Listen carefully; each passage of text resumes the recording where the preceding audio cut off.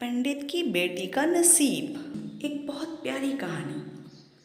15वीं सदी की यह कहानी है। किसी एक गांव में बहुत ज्ञानी पंडित रहा करता था।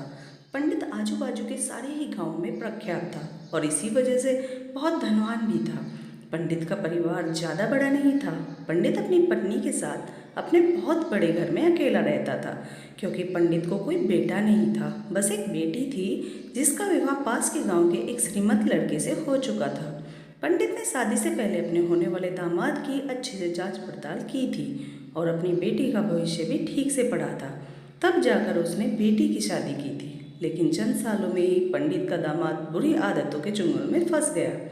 जुआ और शराब की बुरी लत ने उन्हें सड़क पर लाकर रख दिया।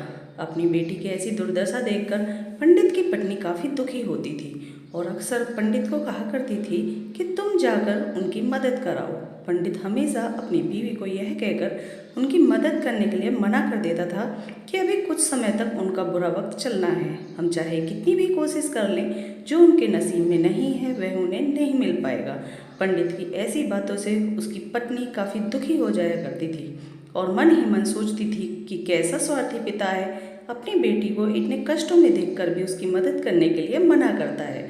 आखिर भगवान ने जो इतना सारा धन धान्य दिया है उसका क्या करेंगे? हमें कोई और औलाद भी तो नहीं है, ले देकर यही बेटी है और इसके लिए भी कुछ नहीं करेंगे तो किसके लिए करेंगे?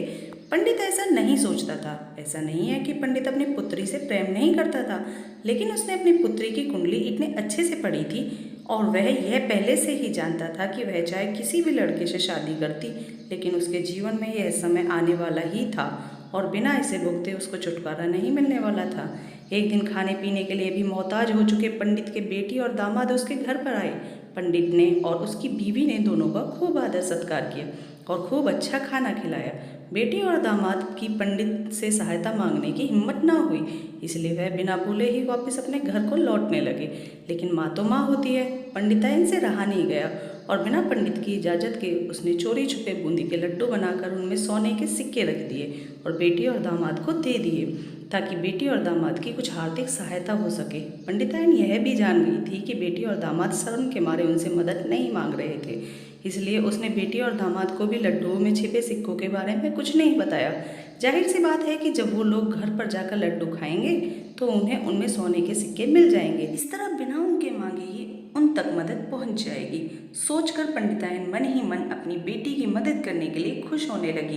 पंडित के दामाद और बेटी उन दोनों का आशीर्वाद लेकर अपने घर की तरफ रवाना हो गए। उन दिनों गाड़ियाँ तो होती नहीं थी, घोड़ा गाड़ी या बैलगाड़ियाँ चलती थी। पैसे न होते तो और चीज़ों की लेन देन से भी व्यवहार होता था। बेटी और दामाद का गांव पंडित के घर से कोसों दूर था, फिर भी पैसों की कमी के चलते वह चलकर अपने गांव की तरफ निकल पड़े। थोड़े दूर ही चले थे कि पंडित की बेटी के पैर में मोच आ गई और अब उसको चलना भी मुश्किल हो गया। पंडित के दामाद ने जब यह देखा उसकी बीवी अब बिल्कुल चलने में सक्षम नहीं है, तो उसने एक तांगा अपने घर तक किराए पर ले लिया।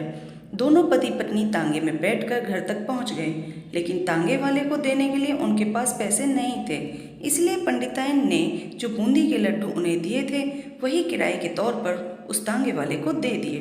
तांगे वाला बूंदी के लड्डू को लेकर वहां से चला गया। तांगे वाला अपने घर की तरफ जा रहा था, तब उसे एक हलवाई की दुकान दिखी। उसने सोचा कि थोड़े से बूंदी के लड्डुओं से मेरे घर के लोगों का पेट थोड़ी भरने वाला है, इससे अच्छा मैं इन बूंदी के लड्डुओं को बेचकर उनसे कुछ चावल खरीद लेता हूँ। तांगे वाले ने बूंदी के लड्डू हलवाई को बेच दिए। जिस गांव में वह हलवाई रहता था उसी गांव में एक आदमी ने अपने घर पर पूजा रखी थी और उसी पंडित को उस पूजा के लिए बुलाया था।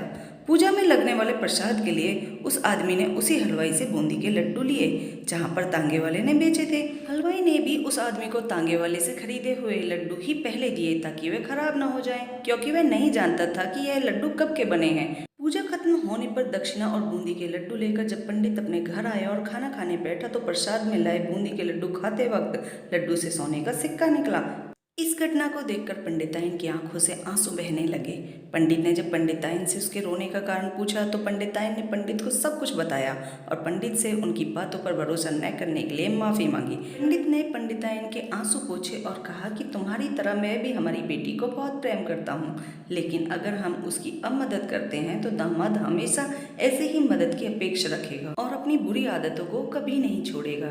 पंडिताइन भी अब पंडित की बातों से सहमत हो गई।